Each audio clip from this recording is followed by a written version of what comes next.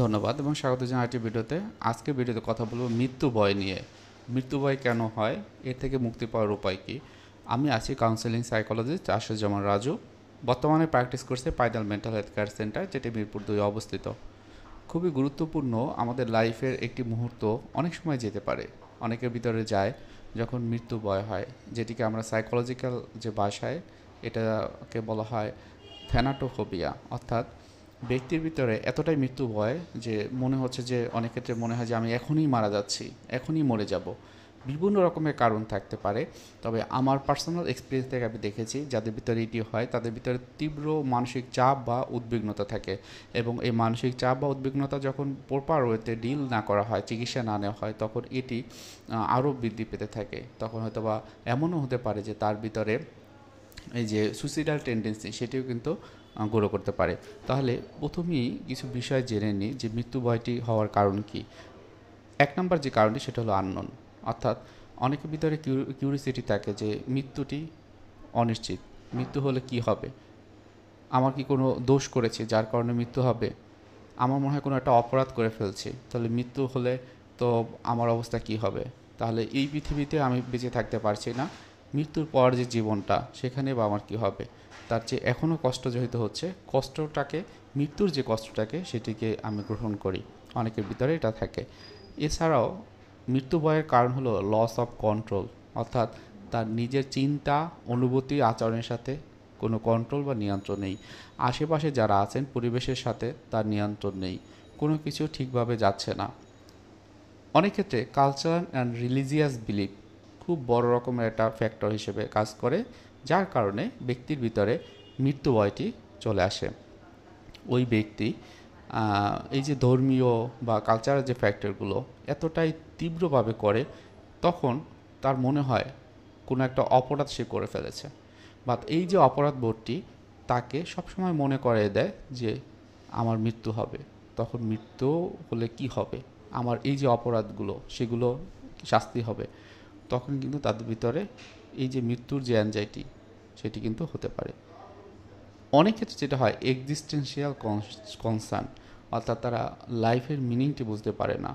তারা মনে করে যে লাইফটা হচ্ছে যে অনেকটাই কঠিন, আবার লাইফটাকে আমি অনেক ভালোবাসি, হয়তোবা আর টিকিয়ে থাকতে পারবো না এই জীবনে।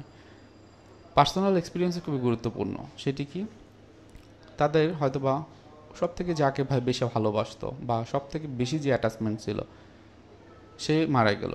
সে মনে করলো এই ব্যক্তিটি তো চলে গিয়েছে, তখন আমি তো একটা সময় হয়তোবা চলে যেতে পারি, তাহলে চলে গেলে কি হবে, ওই পৃথিবীটা কী রকম, মৃত্যুর পরের পৃথিবীটা কী রকম। এই যে বিষয়টি, এই বিষয়গুলো কিন্তু তার ভিতরে মৃত্যু ভয়কে আরও বেশি বাড়িয়ে তোলে। এখন আসেন কিভাবে এই যে মৃত্যু ভয় এটাকে ম্যানেজ করতে পারেন। মনে রাখবেন মৃত্যু একটু স্বাভাবিক প্রক্রিয়া। যেই সৃষ্টি রয়েছে, যারই সৃষ্টি রয়েছে তার কিন্তু মৃত্যু বা ধ্বংস রয়েছে, বিনাশও রয়েছে। সুতরাং কিছু বিষয়ে আমাদের কিছুই করণীয় নেই, তবে আমাদের যে বিষয়গুলো করণীয় আছে এই পৃথিবীতে বেঁচে থাকতেই হয়তোবা এমন কোনো বিষয় থাকতে পারে যে বিষয়গুলো আমি যদি মেনটেন করতে পারি তাহলে আমার লাইফটা সুন্দর হবে। আপনার মৃত্যু ভয় থাকলে প্রথমেই যে বিষয়টি খুবই গুরুত্বপূর্ণ সেটা হলো সাইকোথেরাপি বা কাউন্সেলিং। আপনারা অনেকেই জানেন সাইকোথেরাপি বা কাউন্সেলিং হলো এমন একটা প্রসেস যেখানে যে এই রোগগুলো নিয়ে যায় তাকে কথা বলার মাধ্যমে, অর্থাৎ টক থেরাপির মাধ্যমে তার ইস্যুগুলো ম্যানেজ করার জন্য চেষ্টা করে। আমরা জানি আমাদের মনের রোগের জন্য যেমন বিভিন্ন রকমের ওষুধ রয়েছে, ঠিক তেমনই ওষুধবিহীন যে চিকিৎসা, যেটাকে আমরা কাউন্সিলিং বা সাইকোথেরাপি বলি, সেটিও রয়েছে। তো সেক্ষেত্রে অনেকের কিন্তু এই সাইকোথেরাপিটা দরকার হয়। এখন যখন আপনি সাইকোথেরাপি নেবেন, প্রথমে যে বিষয়টি সেটা হলো সিবিটি, অর্থাৎ কগনিটিভ বিহেভিয়ার থেরাপি বেস যে থেরাপিগুলো রয়েছে সেগুলো ইম্পর্টেন্টলি নেওয়া গুরুত্বপূর্ণ। একজন প্রফেশনাল সাইকোলজিস্ট আপনাকে এই বিষয়গুলোকে সাহায্য করবে। এছাড়াও এক্সিস্টেন্সিয়াল থেরাপি আমি পার্সোনালি ব্যবহার করি, যেখানে বেশ কিছু থেরাপির টেকনিক রয়েছে।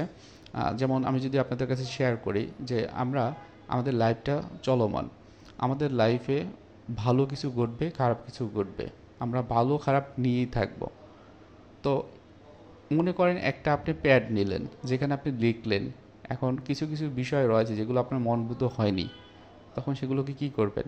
আপনি চাইলে কেটে ফেলতে পারেন, অথবা ওটাকে কেটে আবার নতুন করে লিখতে পারেন, অথবা আপনি চাইলে ওটাকে একদম ছিঁড়ে ফেলে দিতে পারেন, নেক্সট পেজে লিখতে পারেন।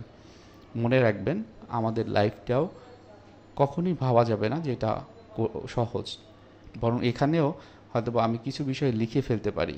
তো এই যে লিখে ফেলা, এটাকে রিমুভও করতে পারি ঠিক আমারই অবস্থান। সুতরাং এটাকে আমরা বলি ফ্রিডম অফ চয়েস, অর্থাৎ আপনি যা কিছুই করেন, আপনার যে চয়েসটা আপনি গ্রহণ করেছেন সেটাকে ফ্রিডম আছে, আপনি চাইলে সেটাকে রিমুভও করতে পারেন। সো এই জায়গাটাতে যদি কোনো প্রবলেম হয়, সেক্ষেত্রে অবশ্যই আপনি নিজেকে চেক করা, আপনার চিন্তা, অনুভূতি, আচরণকে চেক করা খুবই গুরুত্বপূর্ণ। এছাড়াও এক্সপোজার থেরাপি খুবই গুরুত্বপূর্ণ। অনেকের ভিতরে মৃত্যু ভয়টি হয়, তারা মনে করে যে এই যে সবসময় একটা অ্যাংজাইটির ভিতর থেকে মৃত্যু ভয়টা গ্রহণ করে, কিন্তু আর স্পেসিফিক্যালি জানে না যে আসলে তারা কিসের জন্য মৃত্যু ভয়। আসলে কি এটা কি মৃত্যু ভয়, নাকি কোনো একটা অ্যাংজাইটি বা কোনো একটা নেগেটিভ থট, আমরা বলি ইন্ট্রোসিভ নেগেটিভ থট। সেক্ষেত্রে গ্রাজুয়ালি নিজেকে এক্সপোজ করা, ডেথ সম্পর্কে আপনার ধারণা কি, আমার মৃত্যু হলে কি হবে, সবার কি মৃত্যু হয় না, সবার কি মৃত্যু হবে না, এই বিষয়গুলো যদি আপনি আরও বেশি এক্সপোজ করতে পারেন নিজেকে, তখন দেখতে পারবেন যে আপনার মৃত্যু ভয়টি অনেকটাই কমে যাবে। দরকার হয় আপনার কাছাকাছি যে আছে তার সাথে কথা বলতে পারেন, এবং আপনি চাইলে একজন প্রফেশনাল হেল্পও নিতে পারেন।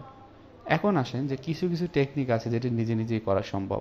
প্রথমে যেটি বলা হয় মাইন্ডফুলনেস মেডিটেশন। আপনি বিভিন্ন রকম মেডিটেশনের সোর্স রয়েছে, আপনি আমার এই চ্যানেলে যদি একটু খোঁজ করেন, বিভিন্ন রকম মেডিটেশনের কথা বলা হয়েছে, সেগুলো আপনার করতে পারেন। মেডিটেশনের ক্ষেত্রে সবসময় মনে রাখবেন, মেডিটেশনটা আমাদের অটোনমিক নার্ভ সিস্টেমকে শান্ত করার জন্য করা হয়। সুতরাং যতটুকু শান্ত এবং একটা সাউন্ড প্রুফ একটা জায়গাতে, যেখানে কেউ আপনাকে ডিস্টার্ব করবে না, এরকম কোনো অবস্থান যদি আপনি বেছে নিতে পারেন, সেটা আপনার জন্য খুব ভালো হয়। অনেক ক্ষেত্রে আপনি হয়তোবা এই যে মেডিটেশনটা একা একা করতে পারবেন না, সেক্ষেত্রে আমরা বলি গাইডেড মেডিটেশন। আপনার নেটের যদি একটু সার্চ দেন, ইউটিউবে অথবা ইন্টারনেটে বিভিন্ন রকমের গাইডেড মেডিটেশন পাবেন, তার মাধ্যমে আপনি কিন্তু মেডিটেশনটা কন্টিনিউ করতে পারেন। কিছু ফিলোসফিক্যাল বা স্পিরিচুয়াল বিলিভ রয়েছে, সেগুলোকে এক্সপ্লোর করা খুবই গুরুত্বপূর্ণ। হয়তোবা কোনো ধর্মীয় ব্যক্তির কাছ থেকে তারা বিভিন্ন রকমের কথা শোনে এবং সেখানে মনে করে যে খারাপ কাজের জন্য তোমার শাস্তি পেতে হবে। সো এই বিষয়গুলো আরও বেশি ক্লিয়ার হওয়া খুবই গুরুত্বপূর্ণ। হয়তোবা সেই যিনি বলেন তার কাছ থেকে, অথবা অন্যদের সাথে 2 জন 5 জন বা 10 জনের সাথে কথা বলতে পারেন। কারণ আপনি একজনই যদি আপনাকে মৃত্যুর কথা বলে, বিভিন্ন কথা যদি আপনার মাথায় ঢুকিয়ে নিন এবং সেই বেসিসে যদি সব রকমের চিন্তা ভাবনা করেন, তাহলে এটা একটা বায়াসনেস, তখন কিন্তু আপনার ভিতরে অ্যাংজাইটি গ্রো করবে। সুতরাং এই বিষয়টি ওপেন ডিসকাশন, হয়তো আপনার ফ্যামিলি মেম্বার অন্য যারা রয়েছে বা আশেপাশে বন্ধুবান্ধব রয়েছে বা আপনার যদি শিক্ষকরা রয়েছে, তাদের সাথে কিন্তু কথা বলতে পারেন। অনেক ক্ষেত্রে হয় যে হেলদি লাইফস্টাইল খুবই গুরুত্বপূর্ণ। আপনি নিয়মিত ফিজিক্যাল এক্সারসাইজ করেন, এর মাধ্যমে দেখবেন আপনার ফিজিক্যালি স্ট্রেংথ আপনি পেয়ে যাবেন।